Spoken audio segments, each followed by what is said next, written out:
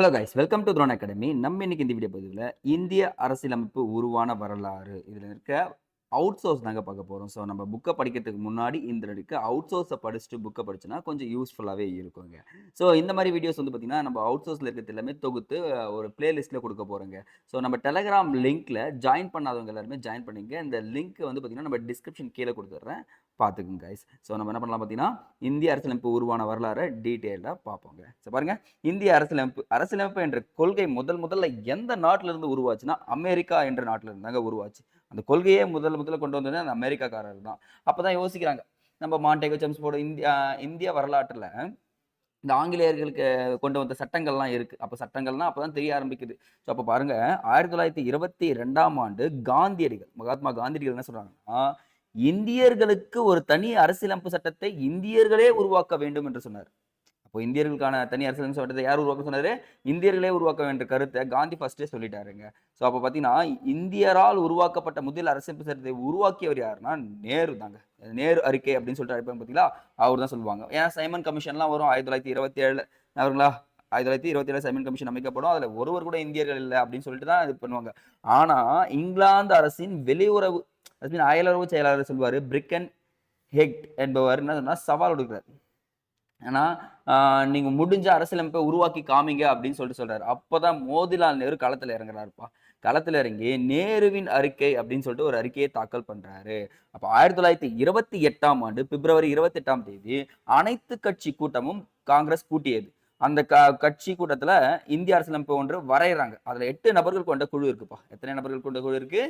8 நபர்கள் கொண்ட குழு இருக்கு. இந்த குழுவிற்கு தலைமை ஏற்றவர் யாருன்னா மோதிலால் நேரு, ஜவஹர்லால் நேருடைய அப்பா. அப்ப பாருங்க, நீங்க உருவாக்க முடியாதுன்ற சொன்ன ஒரு விஷயத்தை நாங்க உருவாக்குறோம்னு சொல்லிட்டு கொடுத்துட்றாங்கப்பா. ஸோ இந்த குழு வந்து பார்த்தீங்கன்னா 1928ஆம் ஆண்டு ஆகஸ்ட் 10ஆம் தேதி அறிக்கையை வெளியிடுறாங்க. ஸோ வந்து பார்த்தீங்கன்னா இந்த அறிக்கையில நிறைய விஷயங்கள் கொடுத்துருப்பாங்கப்பா. ஸோ என்னன்னா, இந்தியாவிற்கு தன்னாட்சி பகுதி என்ற டொமினியன் தகுதியை நிலையாக வழங்கணும் அப்படின்ற ஒரு விஷயத்தை கொடுத்துருக்காங்கப்பா. டொமினியன் அந்தஸ்து அப்படின்னு சொல்றாங்க. ஸோ இவங்க பரிந்துரைகள் பண்ணியிருப்பாங்கல்ல, ஒன் பை ஒன்னா சொல்றாங்க பாருங்க. மத்தியில் முழு பொறுப்பு இப்ப இருக்கு பாத்தீங்களா, அப்படியே பாருங்க. இப்ப இருக்கிறத அப்படியே கம்பேர் பண்ணலாம். 1928 சொன்னது மாகாணங்களுக்கு சுயாட்சி, மாகாணங்கள்லாம் மாநிலங்களுக்கு சுயாட்சி, மத்திய மாகாண அரசுகளுக்கிடையே தெளிவான அதிகார பகிர்வு. இப்ப நம்ம பார்த்திருப்போம், ஒரு 3 லிஸ்ட் இருக்கு பாத்தீங்களா, state list, central list, concurrent list அப்படின்னு சொல்லிட்டு பார்ப்போம்ல. அப்ப தெளிவான அதிகார பகிர்வுன்றது இருக்கணும்னு சொல்றாங்க. அதே மாதிரி மத்தியில் 2 அவைகள் கொண்ட சட்டமன்றம், ஒன்னு மேலவை, இன்னொன்னு கீழவை அப்படின்னு சொல்லுவாங்க. ஸோ பார்த்தீங்கன்னா மேலவை பிளஸ் கீழவை அப்படின்னு சொல்லிட்டு சொல்றாங்கப்பா. அப்போ 2 அவைகள் இருக்கணும்னு சொல்லிட்டு குறிப்பிட்டிருக்காங்க.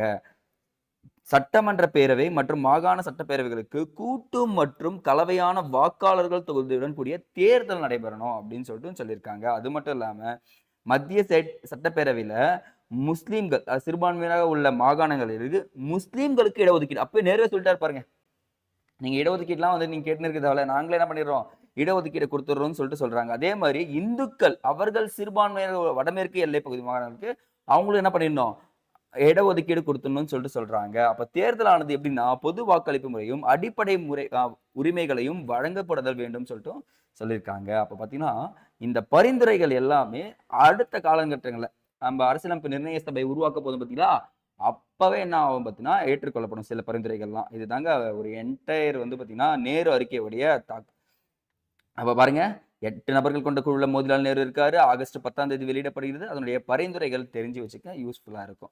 ஸோ அப்போ நெக்ஸ்ட்டுங்க, அரசியலமைப்பை உருவாதுக்கான கோரிக்கைகள். ஸோ அப்ப நம்ம காந்தி வந்து கருத்தை வச்சாரு. கோரிக்கையை ஃபர்ஸ்ட் சொன்னது யாருன்னு பார்த்தீங்கன்னா 1934ஆம் ஆண்டு எம்.என். ராய், ஒரு மேற்கு வங்கத்தை சேர்ந்தவர் தாங்க எம்.என். ராய் என்றவர். இவர் தான் வந்து அரசியலமைப்பு சட்டம் வேண்டும் என்ற கோரிக்கையை விடுக்கிறாருங்க ஃபர்ஸ்ட். இதை தான் என்ன பண்றாருன்னா 1935ஆம் ஆண்டு இந்திய தேசிய காங்கிரஸ் முதலாக ஃபர்ஸ்ட் ஒரு தனி நபரா சொன்னவர். இந்திய தேசிய காங்கிரஸ் என்ன பண்ணிடுச்சுன்னு பாத்தீங்கன்னா, இந்தியாவிற்கே முதலாக ஒரு அரசியலமைப்பு சட்டம் வேண்டும் என கோரிக்கை வச்சிடுறாங்க. அப்ப 1935ல அந்த ஐஎன்சி கோரிக்கை வைக்கிறது. அப்படியே பாருங்க, 1938ஆம் ஆண்டு ஜவஹர்லால் நேரு, 1928னா உங்களுக்கு யார் வரணும், மோதிலால் நேரு அறிக்கை. 1938ஆம் ஆண்டு ஜவஹர்லால் நேரு சுதந்திரமான அரசியலமைப்பு சட்டம் வேண்டும் என கோரிக்கை விடுத்தார். அப்படின்னா என்னன்னா, வயது வந்தோர் வாக்குரிமை அடிப்படையாக வச்சு இருக்கணும்னு சொல்லிட்டு சொல்லியிருக்காருங்க. அப்ப பாருங்க, கோரிக்கைகள்ல 1928 மோதிலால் நேருனா 1938 யார் வர்றாரு? ஜவஹர்லால் நேரு சுதந்திரமான அரசியலமைப்பு சட்டம் வேண்டும்னு சொல்லிட்டு வைக்கிறாருங்க. ஸோ இதுதாங்க நடக்குது 38 வரைக்கும். ஆனா இந்த இடத்துல ஒரு பிரச்சனைங்க. அப்போ வந்து பாத்தீங்கன்னா வேர்ல்டு வார் 2 ஸ்டார்ட் ஆயிடும் 39 டு 45. இந்த உலகப்போர் இரண்டாவது நடக்கும்போது லின்லித்கோ பிரபு தான் வந்து பாத்தீங்கன்னா நம்மளுடைய வைஸ்ராயா இருக்காரு. அவர் என்ன சொல்றாருன்னா, இந்தியர்கள் அனைவரும் என்ன பண்ணணும்னா இங்கிலாந்திற்கு வந்து பாத்தீங்கன்னா போர் புரியறதுக்கு துணையா நிக்கணும் அப்படின்னு சொல்லிட்டு சொல்றாரு. அப்ப என்ன பண்றாருன்னா ஆகஸ்ட் ஆஃபர்னு சொல்லக்கூடிய ஆகஸ்ட் நன்கொடை 1940ஆம் ஆண்டு சொல்றாரு. அப்ப என்னன்னா 2ஆம் உலகப் போரில் இந்தியர்கள் தங்களுக்கு உதவி செய்தால் போருக்கு பின் நம்ம மோதிலால் நேரு கேட்டார்ல, இந்தியாவிற்கு டொமினியன் அந்தஸ்து சுய ஆட்சி அதிகாரம் வழங்கப்படும் என ஒப்புதல் அளிக்கிறாருங்க. பாருங்க, போருக்கு பிறகு என்ன அறிவிக்கிறார். அதை யோசிச்சு பாருங்க, போருக்கு பின் கிடைக்குமா கிடைக்காதா, அது ஒரு டவுட்டாவே இருக்கும்ல. அப்படியே ஜிக்ஸாக்ல போகுதுங்க. அப்புறம் யோசிக்கிறாங்க, 2 வருஷம் கழிச்சு நடக்குது. ஸோ நம்ம பார்த்தீங்கன்னு வச்சுக்கோங்களேன், தனிநபர் சத்தியாகிரகம் நடக்கும், பெரிய பிரச்சனைகள் நடக்கும். அப்போ 1942ல ஆங்கிலேயர்களால் ஒரு குழு அமைக்கப்படுங்க. அந்த குழுவின் பேர் தான் கிரிப்ஸ் தூதுக்குழு. இதனுடைய தலைவர் யாருன்னா கிரிப்ஸ் தாங்க. தலைவர் யாருங்க? கிரிப்ஸ். இவர்களின் அறிக்கை சொல்றாங்க பாருங்க, உங்களுக்கு தேவையான அரசியலமைப்பு சட்டத்தை நீங்களே உருவாக்கி கொள்ளலாம் என்று அனுப்புறாங்க. ஆனா பாருங்க, ட்விஸ்ட் அடிக்கிறாங்க. அப்பவும் போர் நடந்துட்டு இருக்கு. உங்களுக்கு தேவையான அரசியலமைப்பு சட்டத்தை நீங்களே உருவாக்கி கொள்ளலாம் என உறுதியளித்து, அப்போ என்ன பண்றாருன்னா போருக்கு பின்பு அப்படின்றாருங்க. என்ன தலைவா அப்படி சொல்லிட்டீங்க? போருக்கு பின்பு. யோசிச்சு பாருங்களேன், ஆகஸ்ட் ஆஃபரும் போருக்கு பின்பு தான். அதனால டொமினியன் அந்தஸ்து தராங்க. உங்களுக்கு தேவையான அரசியலமைப்பு சட்டத்தை நீங்களே உருவாக்கி கொள்ளலாம். ஆனா எப்ப பிறகு? போருக்கு பின்பு அப்படின்றாங்க. என்னப்பா இது? சரி வெயிட் பண்ணுவோம் அப்படின்னு சொல்லிட்டு யோசிக்கிறாங்க. எல்லாருக்குமே ஒரு வெறுப்பு வந்துருச்சு. அடுத்து பாருங்க, அரசியல் சாசன வரைவு குழு மாகாண சபைகளிலிருந்து தேர்ந்தெடுக்கப்பட்டவர்களை கொண்டும் சுதேச அரசர்கள் கட்டுப்பாட்டில் இருந்து நியமிக்கப்பட்டவர்களை கொண்டும் ஏற்படுத்தலாம் அப்படின்னு சொல்லிட்டு 2வது கோரிக்கை வைக்கிறாங்க. இதை பார்த்த உடனே மகாத்மா காந்திக்கும் நேருக்கும் ஜின்னாவுக்கும் மிகப்பெரிய தாக்கத்தை ஏற்படுத்துச்சுங்க. ஜின்னாவும் மகாத்மா காந்தி என்ன பண்ணாங்க, இதை சுத்தமா ஏத்துக்கவே மாட்டேன், இந்த ஸ்டேட்மெண்ட்டே தவறு அப்படின்ற அளவுக்கு பேச ஆரம்பிச்சிடுறாங்க. ஸோ இது ஒரு பெரிய பிரச்சனையா வருது. அப்பதான் சொல்றாரு, நேரு சொல்றாரு, கிரிப்ஸ் வரைவு வாசிச்சிட்ட பிறகு, நான் இதை முதலில் வாசித்த போது, நான் இதை முதலில் வாசித்த போது மனமுடைந்து போனேன் அப்படின்னு சொல்லியிருப்பாருங்க. புரியுதுங்களா? அது நேரு சொன்னது. ஆனா மகாத்மா காந்தி சொல்றாரு பாருங்க, கிரிப்ஸ் தூதுக்குழுவை திவாலாகி கொண்டிருக்கும் வங்கியின் பின் தேதியிடப்பட்ட காசோலை, திவாலாகி கொண்டிருக்கும் வங்கியின் பின் தேதியிடப்பட்ட காசோலைன்னு சொல்லிட்டு யார் அறிவிச்சாருன்னா காந்தி இந்த கூற்றை குறிக்கிறார். அப்ப பாருங்க 2 பேர் கிரிப்ஸ் தூதுக்குழு சொல்லியிருக்காரு. ஒன்னு ஜவஹர்லால் நேரு, இன்னொன்னு வந்து பாத்தீங்கன்னா இவருங்க மகாத்மா காந்தியடிகள் சொல்லியிருக்காங்கப்பா. ஸோ அப்போ 1942ல வெள்ளை இணை விலை இறக்கம் அப்படியே முடியுது. அப்படியே டக்குன்னு ஆரம்பிக்கிற காந்தி, செய் அல்லது செத்துமடி என்ற முழக்கம் வெடிக்க ஆரம்பிக்குது. பயங்கரமான பிரச்சனைகள் எல்லாமே வருது. பட் ஆனா 1946ல இந்தியாவுக்கான அரசியலமைப்பு சட்டத்திட்டம், அரசியலமைப்பு நிர்ணய சபை வேணும். அப்ப என்ன பண்ணி ஆகணும்? ஆங்கிலேயர்களால் ஒரு குழு அமைக்கப்படுது. அதுதான் கேபினட் குழு அப்படின்னு சொல்லுவாங்கப்பா. ஸோ இந்த கேபினட் குழுல 3 நபர்கள் கொண்ட குழுவா இருப்பாங்கப்பா. அந்த 3 நபர்கள தலைவர் யாருன்னா பெத்திக் லாரன்ஸ். ஸோ நம்ம தலைவன் திருப்பி உள்ள என்ட்ரி ஆகிறாரு. யாருன்னா ஸ்டார்ஃபோர்ட் கிரிப்ஸ். 1942ல வந்த கிரிப்ஸ் தூதுக்குழு அவரையும் இங்க உள்ள தூக்கி போட்டுறாங்க. மற்றும் ஏவி அலெக்சாண்டர். 3 நபர்களும் என்ன பண்றாங்க பார்த்தீங்கன்னா இந்த குழுவில் இடம்பெறாங்க. ஸோ அப்போ வந்து பார்த்தீங்கன்னா துவக்கம் மார்ச் 1946ல துவங்கப்படுகிறது. அறிக்கை சமர்ப்பிப்பு மே மாசமே என்ன பண்றாங்க, இந்தாங்க வச்சுக்கங்க அப்படின்னு சொல்லிட்டு கொடுக்குறாங்க. ஏன்னா அந்த டைம்ல போர் முடிஞ்சிட்டு இருக்கும். அப்பதான் அறிக்கை வந்து இந்தியாவுக்கென்று ஒரு அரசியலமைப்பு சட்டத்தை உருவாக்க வேண்டும் சொல்லிட்டாங்க அறிக்கையில. செகண்ட் பாயிண்ட் பாருங்க, நீ அரசியலமைப்பு சட்டத்தை உருவாக்கோ, ஆனா என்ன பண்ணணும்னா பாத்தீங்கன்னா அரசியலமைப்பு நிர்ணய சபை ஃபர்ஸ்ட் ஏற்படுத்து அப்படின்றாங்க. அப்ப என்ன பண்றாங்கன்னா அரசியலமைப்பு நிர்ணய சபையை ஏற்படுத்த வேண்டும் அப்படின்றாங்க. அது மட்டும் இல்லாம அரசியலமைப்பு நிர்ணய சபையில் இடம்பெறும் உறுப்பினர்களை தேர்வு செய்யும் முறையை கேபினெட் குழு தான் என்ன பண்ணுவோம் பார்த்தீங்கன்னா வகுத்து கொடுப்போம் அப்படின்னு சொல்றாங்க. இடம்பெறும் உறுப்பினர்களையும் கேபினெட் குழு தான் வகுத்து கொடுக்குறாங்க. இதுவும் ஒரு நல்ல பாயிண்டா வந்து நிக்குதுங்க. அடுத்தது பாருங்க, மாகாணங்கள் சுதேச அரசாட்சிக்கு உட்பட்ட பிரதேசங்களில் தேர்தல் நடத்தி அதன் மூலம் தேர்ந்தெடுக்கப்பட்ட, இதுதான் ரொம்ப இம்பார்ட்டன்ட், தேர்தல் நடத்தி அதன் மூலம் தேர்ந்தெடுக்கப்பட்ட பிரதிநிதிகளை கொண்டு சுதந்திர இந்தியாவிற்கான அரசியல் சாசனத்தை உருவாக்கலாம். பாருங்க, தேர்ந்தெடுக்கப்பட்ட உறுப்பினர்களை கொண்டு சுதந்திர இந்தியாவிற்கான அரசியல் சாசனத்தை உருவாக்கலாம் அப்படின்னு சொன்னது பார்த்தீங்கன்னா நம்ம கேபினெட் குழு தாங்க. இது ஒரு நல்ல பாயிண்ட்டுங்க, இதுவும் கொடுத்துட்டாங்க. நெக்ஸ்ட்ங்க, சரிங்க, எழுதப்பட்ட அரசியலமைப்பு வேணும்னா அந்த புதிய அரசாங்கம் பதவி ஏற்கும் வரை நீங்க என்ன பண்றீங்கன்னா ஒரு இடைக்கால அரசாங்கத்தை அமைங்க. என்ன அரசாங்கம்? இன்ட்ரீம் கவர்மெண்ட் சொல்லுவாங்கல்ல, இப்போதைக்கு ஒரு அரசாங்கத்தை அமைங்க. அதுக்கப்புறம் என்ன பண்ணிடலாம்னு பார்த்தீங்கன்னா நம்ம புதிய அரசாங்கத்தை அமைச்சுக்கலாம் அப்படின்றாங்க. அப்போதான் 1946 ஜூன் 15ஆம் தேதி அரச பிரதிநிதிகள் கொண்டு இடைக்கால அரசு அமைக்க 14 நபர்கள் என்ன பண்றாங்கன்னா அழைப்பு விடுக்கிறாங்க. ஸோ இப்போ வந்து பார்த்தீங்கன்னா கேபினெட் தூதுக்குழு வந்துருச்சு. அவங்க பரிந்துரைகள் எல்லாமே சொல்லிட்டாங்க. இடைக்கால அரசாங்கம் அமைக்கப்படுதும் அப்படின்னு சொல்லிட்டு சொல்றாங்க. ஸோ ஆனால் உறுப்பினர்கள் தேர்வு முறை எப்படி இருக்கும்னா விகிதாச்சார பிரதிநிதித்துவம் சொல்றாங்க. 10 லட்சம் பேருக்கு ஒரு உறுப்பினர் அப்படின்னு சொல்லிட்டு சொல்லியிருக்காங்க. ஜாதி வாரி முறைன்னு சொல்லுவாங்க. பொதுவா இருக்கணும். முஸ்லீம், சீக்கியர்கள். ஏன்னா நம்ம வந்து பார்த்தீங்கன்னா அந்த டைம்ல இந்துக்கள் அதிகமாக இருந்தாங்க இந்தியாவில். அப்போ சிறுபான்மைகளாக கருதப்பட்டவங்க முஸ்லீம்கள், சீக்கியர்கள். ஸோ என்ன பண்ணோம் பார்த்தீங்கன்னா அவங்களுக்கும் கொடுக்கணுன்றாங்க. பகுதி அளவு நியமன உறுப்பினர்கள். அது என்ன சார் பார்த்தீங்கன்னா நம்ம சுதந்திரம் பெறறதுக்கு முன்னாடி நிறைய சுதேச அரசர்கள் இருந்தாங்கப்பா. இப்போ பார்த்தீங்கன்னா கந்தர்வ கோட்டை சமஸ்தானம், ஹைதராபாத் நிஜாம், ஜோத்பூர், ஜுனாகத், ஜம்மு காஷ்மீர் இது எல்லாமே சுதந்திர சுதேச அரசுகளா இருந்தாங்க. இவங்க எல்லாருமே என்ன பண்ணா நியமன முறையில் 93 பேர் இருக்கணும்ன்றாங்க. அப்புறம் பகுதி அளவு தேர்ந்தெடுக்கும் முறை 296 பேர் சட்டமன்றங்களில் இருந்து வரணும்னு சொல்றாங்க. மறைமுக தேர்தல் அனைத்து மாகாண எம்எல்ஏக்களும் இருக்கணும்ன்றாங்க. ஒற்றை மாற்று வாக்குமுறை இதையும் செயல்படுத்தணும்னு சொல்றாங்கப்பா. ஸோ அப்போ பார்த்தீங்கன்னா கிட்டத்தட்ட சுதந்திரம் பெறத்துக்கு முன்னாடி அரசியலமைப்பு உருவாக்குறதுக்கு முன்னாடியும் 565 சமஸ்தான மன்னர்கள் இருந்திருக்காங்கப்பா.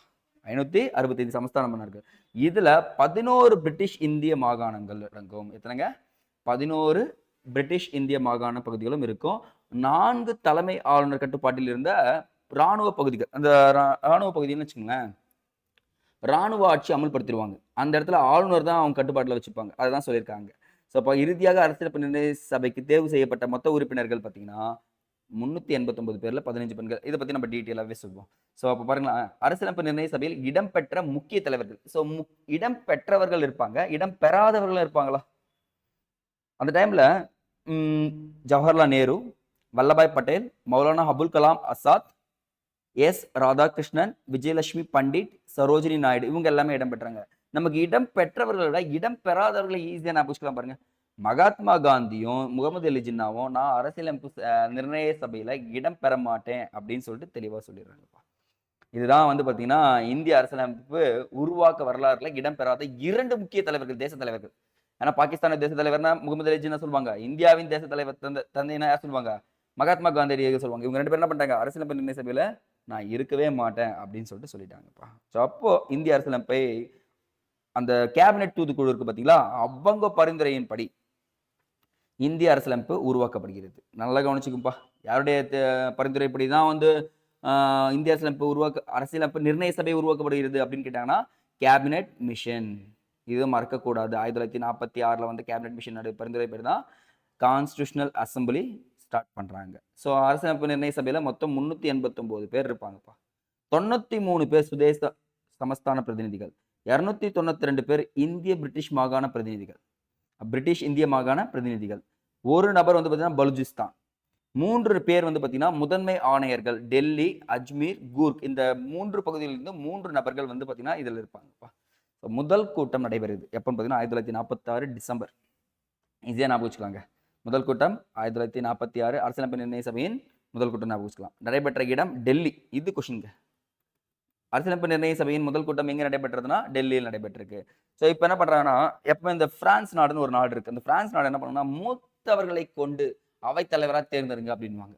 அப்போ தற்காலிக தலைவராக சச்சிதானந்த சிங்காவை, ஏன்னா மூத்த தலைவர் அவர் தான் அப்படின்னு சொல்லிட்டு பின்பற்றோம். இந்த முறை வந்து பார்த்தீங்கன்னா பிரான்ஸ் நாட்டில் இருந்தால் ஃபர்ஸ்ட் பின்பற்றப்பட்டது. அதே முறையை நம்ம என்ன பண்றோம் பார்த்தீங்கன்னா, சச்சிதானந்த சிங்காவை என்ன பண்றோம் பார்த்தீங்கன்னா தற்காலிக தலைவராக நியமிக்கிறோம். ஸோ அப்போ தற்காலிக தலைவரை தலைமையேற்றும் நடத்தும்படி ஒருத்தர் வந்து பேசுவாங்க தெரியுமா, மைக்கு பிடிச்சிட்டு. இப்போ ஜேபி கிருபாலனி போறாங்க, அந்த இடத்துல மைக் பிடிச்சிட்டு சொல்றாங்க, சச்சிதானந்த சிங்காவை தற்காலிக தலைவராக தலைமையேற்று நடத்தும்படி கேட்டுக்கொள்கிறோம் அப்படின்னு சொல்லிட்டு சொல்றாங்க. ஸோ எல்லாருமே பார்ட்டிசிபேட் பண்றாங்க. சச்சிதானந்த சிங்கா உள்ள உட்கார்றாரு, பேச ஆரம்பிக்கிறாங்க முதல் கூட்டத்தில். ஸோ அப்போ வந்து பார்த்தீங்கன்னா முதல் கூட்டத்திலே முஸ்லீம் லீக் கட்சியினரும் சுதேச மன்னர்களும் பங்கேற்கவில்லை. இங்க ஒரு ட்விஸ்ட். என்னப்பா இவ்வளோ கஷ்டப்பட்டு உருவாக்குன அரசியலமைப்பு நிர்ணய சபை. ஏன்னா பாருங்களேன், நமக்கு பிரிட்டிஷார் தொல்லை கொடுத்தான், நம்மகிட்டயும் ஒற்றுமையை வளர்க்கறதுக்கு காந்தி அப்பாற்பட்டு எவ்வளோ பாடுபட்டார். அப்பதான் என்ன பண்றாங்க பார்த்தீங்கன்னா, அரசியலமைப்பு நிர்ணய சபை வேணும்னு சொல்லிட்டு உருவாக்கிய பிறகு தலைவர் தேர்ந்தெடுக்கப்பட்டார். உள்ள இருக்க தலைவர்கள்லாம் வந்துட்டாங்க. ஆனா இங்க என்ன பண்றாங்கன்னா, சுதேச மன்னர்களும் முஸ்லீம் லீக் கட்சியும் வரமாட்டேன்னு சொல்லிட்டாங்க. ஸோ இதுதான் அந்த இடத்துல போச்சுங்க. அப்போ முதல் கூட்டத்துல சச்சிதானந்த சின்ஹாவை தற்காலிக தலைவராக முன்மொழிவு தான் தீர்மானமா இருந்துச்சுங்க. அப்ப 2வது பாருங்க. 2வது கூட்டம் அடுத்த 9லேருந்து ஒரு 3 நாள் கூட்டுங்களேன்.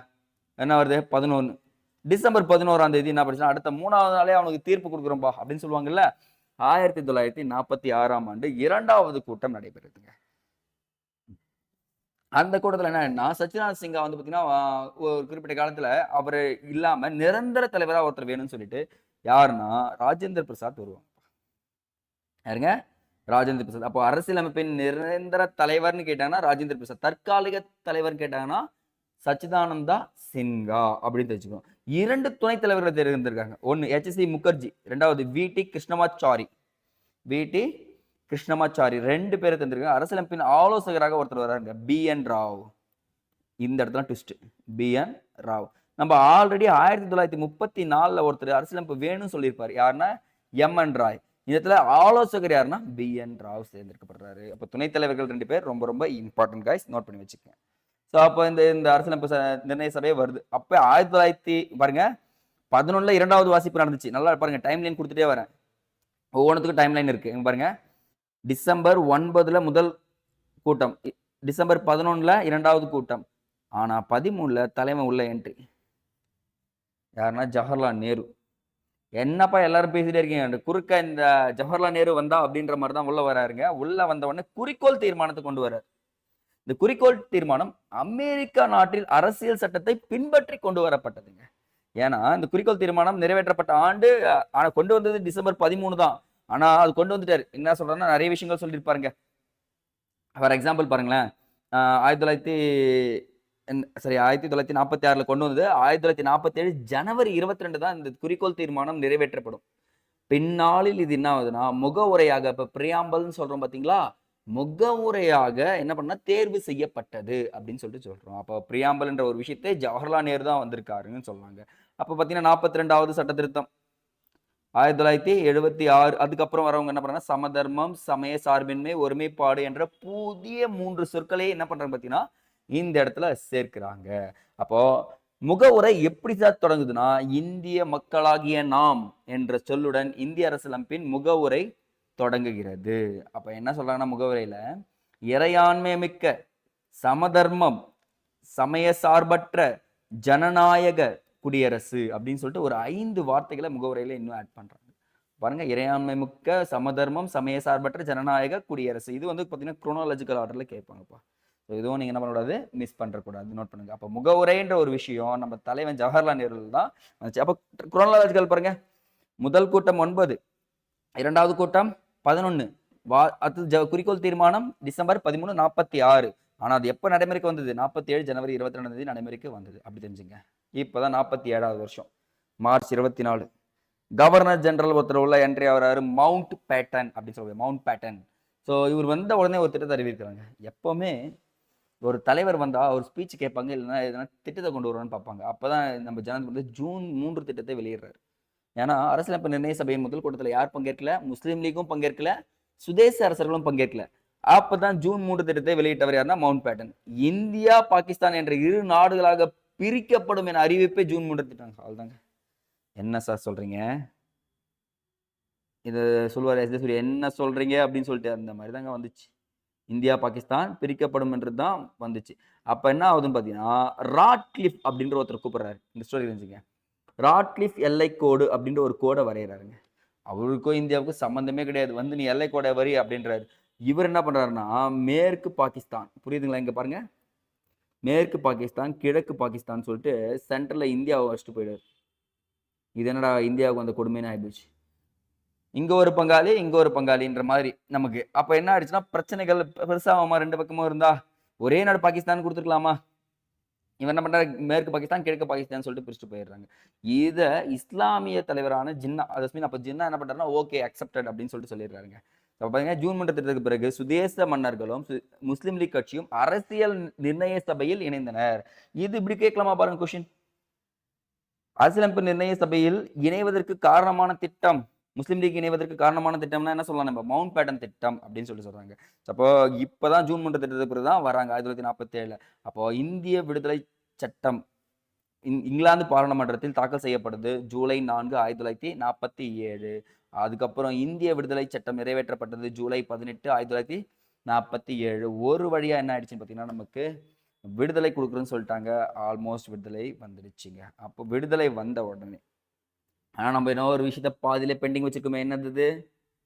இந்திய அரசியலமைப்பு நிர்ணய சபை. இது என்ன பண்ணியிருக்கோம், நம்ம அங்கே ஸ்டாப் பண்ணி வச்சுக்கோம். அது என்ன பண்ணுறோம், திருப்பி எடுக்கிறோம். அரசியலமைப்பு நிர்ணய சபையில் இடம்பெற்ற மொத்த உறுப்பினர்கள் பார்த்தீங்கன்னா 389 பேர். ஆல்ரெடி பார்த்துருவோம்.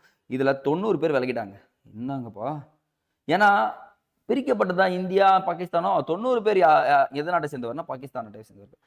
அப்போ மீதி இருந்த நபர்கள் வந்து பார்த்தீங்கன்னா 299 பேர் பிரிட்டிஷ் மாகாணத்தை சேர்ந்தவர்கள். மீதம் இருந்த 290 மீதி 299ல 229 பேர் பிரிட்டிஷ் இந்திய மாகாணத்தை சேர்ந்தவர்கள். நல்லா கவனிங்கப்பா. 289 389ல 90 பேர் போயிட்டாங்க. மீதி எவ்வளோ இருக்கு? 299. இதுல 229 பேர் தான் இந்தியாவை சேர்ந்தவர்கள். மீதி 70 பேர் யார் சார் பார்த்தீங்கன்னா சுதேச அரசர்கள்னு இருப்பாங்கல்ல. அரசியலமைப்பு நிர்ணய சபையில் சுதேச அரசர்களும் பங்கேற்கல, முஸ்லீம் லீக்கும் பங்கேற்கல. இப்பதான் சுதேச அரசர்கள் வந்து பார்த்தீங்கன்னா கை ஓங்க ஆரம்பிக்குது. அப்ப பார்த்தீங்கன்னா இந்திய அரசியலமைப்பு நிர்ணய சபை இறையாண்மை பெற்ற அமைப்பாக மாற்றப்பட்டது. எப்பனா விடுதலைக்கு பிறகுதான். அப்போ இந்திய அரசியலமைப்பு நிர்ணய சபை சட்டமன்றமாக நவம்பர் 17, 1942 பிறகு சட்டமன்றமாக மாறியது அப்படின்னு சொல்லிட்டு சொல்றாங்க. அகெயின் யாருன்னா அரசியலமைப்பு சட்டத்தை உருவாக்கும் பிரிவின் தலைவராக ராஜேந்திர பிரசாத் தான் இருக்கணும்னு சொல்லிட்டாங்க. யாருங்க? ராஜேந்திர பிரசாத். இந்தியாவிற்கு இது ரொம்ப இம்பார்ட்டன்ட் பாயிண்ட்ங்க. இந்தியாவிற்கு தேவையான சாதாரண சட்டங்களை இயற்றும் சட்டமன்ற தலைவராக ஜி.வி. மௌலான்கர். இது இம்பார்ட்டன்ட். இப்போ சாதாரண சட்டங்களை இயற்றணும்னா அது யார் தலைமையில இயற்றணும், யார் தலைவராக இருப்பார்னா மௌலான்கர் தலைமையில இருப்பார் அப்படின்னு சொல்லிட்டு சொல்லிடுறாங்கப்பா. இது தாங்க நடந்தது விவாதங்கள். அரசியலமைப்பு நிர்ணய சபை வேணும்னு சொல்லிட்டு அவ்வளோ போராட்டத்தில் நமக்குள்ளேயும் ஒரு மிகப்பெரிய போராட்டம் இருந்துச்சு. அப்போதான் இந்திய அரசியலமைப்பு நிர்ணய சபை எத்தனை நாட்கள் பாருங்க, 2 ஆண்டுகள் 11 மாதங்கள் 18 நாட்கள் இந்த கூடி விவாதிச்சிருக்காங்க. ஏன்னா 1946 டிசம்பர்ல வந்துச்சா, எப்போ வருதுன்றத பாருங்க. அப்புறம் பாருங்க 60 நாடுகள் என்ன பண்றாங்கன்னா, எப்பவுமே சொல்லுவோம் நம்ம ஒரு அடிப்படை உரிமையா இருக்கட்டும், அடிப்படை கடமையா இருக்கட்டும், ஒரு இடத்துல இருந்து தான் நம்ம என்ன பண்ணுவோம், பாரோ பண்ணிட்டு வந்திருப்போம். அப்போ 60 நாடுகளின் அரசியலமைப்பு சட்டங்களை பரிசீலிக்கிறாங்க. ஓகேங்களா? அந்த அரசியலமைப்பு சட்டத்தை ஆராய கிட்டத்தட்ட நமக்கு 114 நாட்கள் தேவைப்படுதுங்க. எத்தனை நாட்கள்ங்க? 114 நாட்கள். ஸோ எப்படி இருந்தாலும் யோசிச்சு பாருங்களேன். இப்போ 64 லட்சம்ன்றது இப்போ நமக்கு என்ன சொல்லலாம், கொஞ்சம் கஷ்டமான விஷயம் தான், ஈஸியான விஷயம் கிடையாது. ஆனா அப்பவே அரசியலமைப்பு நிர்ணய சபையில அரசியலமைப்பை உருவாக்குறதுக்கு கிட்டத்தட்ட 64 லட்சம். இப்படி ஞாபகம் வச்சுக்கலாம். 60 நாடுகள்ல 64 லட்சம் செலவு பண்ணிட்டான்ப்பா அப்படின்னு ஞாபகம் வச்சுக்குவாங்க. ஸோ இக்கூட்டத்தொடர் மொத்தமா 11 அமர்வுகள் 166 நாட்கள் கூடி விவாதங்கள் நடத்தப்பட்டது. ஸோ ஆனா திருத்தங்கள்னு ஒன்று இருக்கும்ல. இப்போ நம்ம என்ன பண்றோம், போயிட்டு ஒரு கண்ட்ரில இருந்து எடுத்துன்னு வருவோம், இந்தாங்க சார் அடிப்படை உரிமைகள் அப்படின்னு சொல்லிட்டு வைக்கிறப்போ திடீர்னு என்ன பண்ணுவாங்க பார்த்தீங்கன்னா திருத்தங்கள் சொல்லுவாங்கல்ல, அதே மாதிரி தாங்க. கிட்டத்தட்ட மொத்த சட்ட திருத்தங்கள் 7635 இருந்துச்சுங்க. ஆனா இதுல எத்தனை திருத்தங்கள் மட்டுமே ஏற்றுக்கொள்ளப்பட்டதுன்னா 2473 திருத்தங்கள் மட்டுமே ஏற்றுக்கொள்ளப்பட்டது அப்படின்னு சொல்லிட்டு சொல்றாங்க. ஸோ பாருங்க, மொத்த திருத்தங்கள் எவ்வளவு ஏற்றுக்கொள்ளப்பட்டதும் இம்பார்ட்டன்ட்ங்க. ஸோ அரசியலமைப்பின் முதல் கூட்டம் எப்போ சொன்னோம்? டிசம்பர் 9. டிசம்பர் 9க்கு அப்புறம் 2வது கூட்டம் 11. அப்போ இவருடையது 13. 46ல யாரு? ஜவஹர்லால் நேருடைய குறிக்கோள் தீர்மானம் 13. இந்த 3 நாட்களை ஞாபகம் வச்சுக்கணுங்க. கடைசி கூட்டம் வந்து பார்த்தீங்கன்னா அரசியலமைப்பு நிர்ணய சபையில ஜனவரி 24, 1950 நடக்குதுங்க. ஸோ இதுதாங்க அரசியலமைப்பு நிர்ணய சபையில ஒரு என்டையர் ஸ்டோரியாவே இருக்கு. நெக்ஸ்ட்டுங்க. ஆனா இந்த அரசியலமைப்பு உருவாக்கணும்னா வரைவு குழுவின் தலைவராக ஒருத்தரை செலக்ட் பண்ணுங்க. அதுதான் யார் இருந்தாங்கன்னா டாக்டர் பி.ஆர். அம்பேத்கர். அவர் தாங்க இருந்தார். அவருடைய தலைமையில் தான் இருந்துச்சு இந்த அரசியலமைப்பு நிர்ணய குழுவின் வரைவு குழு. அவர் தான் தலைவராகவே இருந்தார். அப்போ இந்திய அரசியலமைப்பின் இறுதி வடிவத்தினை எத்தனை நபர்கள் கையெழுத்திட்டாருன்னு பார்த்தீங்கன்னா கிட்டத்தட்ட 284 நபர்கள் கையெழுத்திட்டு உறுதி செய்யறாங்க. அப்ப இந்தியாவின் அரசியலமைப்பு சட்டம் தான் உயர்ந்த உச்சபட்ச சட்டம் அப்படின்னு சொல்லிட்டு சொல்லியிருக்காங்கப்பா. அதனால என்ன ஆயிடுச்சுன்னா அம்பேத்கர் இந்திய அரசியலமைப்பு சட்டத்தின் தந்தை என்றும் அழைக்கப்படுகிறார் அப்படின்னு சொல்லிட்டு சொல்றாங்க. அப்போ அம்பேத்கரால் வரைவு குழு அமைக்கப்பட்டதுல எத்தனை நபர்கள் கொண்டது? 8 நபர்கள் கொண்டது. அது எப்போ அமைக்கப்பட்டது அப்படின்றது ரொம்ப ரொம்ப இம்பார்ட்டன்ட். ஆகஸ்ட் 29, 1947. ஓகேங்களா? இந்த டேட் வந்து ஞாபகம் வச்சுக்கோங்க. அரசியலமைப்பில் சபையில் இடம்பெற்ற 13 நிலைக்குழுக்களில் ஒன்றுதான் வரைவு குழு. அப்போ கிட்டத்தட்ட 13 குழுக்கள் இருந்திருக்கு. அதுல ஒண்ணு தான் என்னது வரைவு குழு. இதன் தலைவர் தான் டாக்டர் பி.ஆர். அம்பேத்கர். ஸோ பார்க்கலாமா யார் யார் இருக்காங்கன்னு சொல்லிட்டு. Alladi Krishnaswamy, N. Gopalaswami Ayyangar, K M. Munshi, Syed Ahmed Saadulla, B L. Mitter. So இவர் என்ன ஆயிடுச்சுன்னா உடல்நிலை குறைபாடு காரணமாக பாதியில விலகிட்டாருங்க. ஸோ மிட்டல் விலகினது காரணமாக மாதவராய் உள்ள வராரு. அப்போ மாதவராய் வராரு, என். மாதவராய். அப்புறம் டிபி கைத்தான், இவர் வந்து பார்த்தீங்கன்னா இறந்துடுவாருங்க. ஸோ இவர் இறந்ததுக்காக திருப்பி உள்ளவர் தான் கிருஷ்ணமாச்சாரி. இப்போ புரியுதுங்களா? 8 நபர்கள்லையும் 2 பேருக்கு, ஒருத்தருக்கு உடல்நிலை குறைவு, ஒருத்தர் வந்து பார்த்தீங்கன்னா பாதியிலே இறந்துடுறாரு. இப்போதான் இங்க பாருங்க, இந்த இடத்துலையும் ட்விஸ்ட். ஏன்னா இந்திய அரசியலமைப்பு உருவாக்கத்துல இது ஒரு பிரச்சனையாகவும் இருந்துச்சு. பட் ஆனால் இந்திய அரசியலமைப்பை என்ன சொல்றது, நல்ல முறையில் அம்பேத்கர் அவர்கள் கொடுத்துட்டாங்க வரைவு குழுக்கிட்ட. அப்போ பாருங்க, டாக்டர் அம்பேத்கர் 1948ஆம் ஆண்டு நவம்பர் 4, ரொம்ப ரொம்ப இம்பார்ட்டன்ட், அரசியலமைப்பின் இறுதி வடிவத்தினை அறிமுகம் செய்கிறார். கிட்டத்தட்ட வரைவு குழு எத்தனை நாள் சொன்னா 141 நாட்கள் இந்திய அரசியலமைப்பை வரைவு செய்ய எடுத்துக்கொள்ளுது. வரைவு குழு எடுத்துக்கொண்டது 141 நாட்கள். இது ரொம்ப ரொம்ப இம்பார்ட்டன்ட்.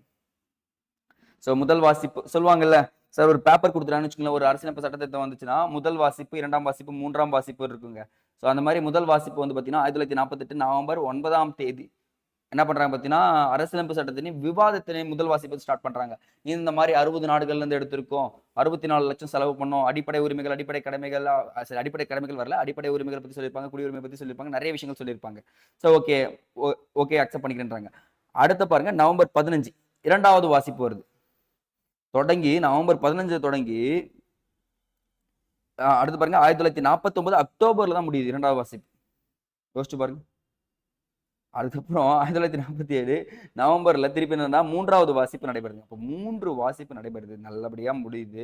1949 நவம்பர் 26ஆம் தேதி நம்ம மைல்கல்னு சொல்லாங்க, அரசியலமைப்பு தினம்னு சொல்லுவாங்க. இந்த இடத்துல அரசியலமைப்பு தீர்மானம் நிறைவேற்றப்பட்டு அரசியலமைப்பு நிர்ணய சபை ஒப்புதல் கொடுத்தது.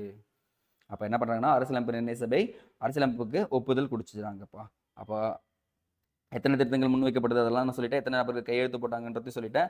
அப்போ இந்திய அரசியலமைப்பு சட்டத்தை அரசியலமைப்பு நிர்ணய சபையால் ஏற்றுக்கொள்ளப்பட்டதுன்னு பார்த்தீங்கன்னா நவம்பர் 26, 1949 அப்படின்றாங்க. இந்த தினத்தை தான் இந்திய சட்ட தினமாக என்ன பண்ணுறது பார்த்தீங்கன்னா இந்தியா கொண்டாடப்பட்டு வருகிறது அப்படின்னு சொல்லுவாங்க.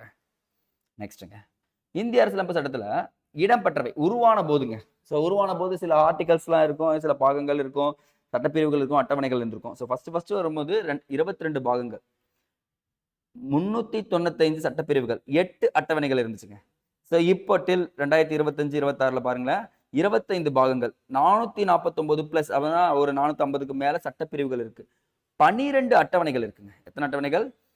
12 அட்டவணைகள் இருக்கிறது அப்படின்னு சொல்லிட்டு சொல்றாங்க. ஸோ இப்போ வந்து பார்த்தீங்கன்னா ஒரு ட்விஸ்ட்ங்க, என்னன்னா இது எடுத்துட்டு வந்தது நவம்பர் 26, 1949 என்ன பண்ணாங்க, ஏற்றுக்கொள்ளப்பட்டாங்க.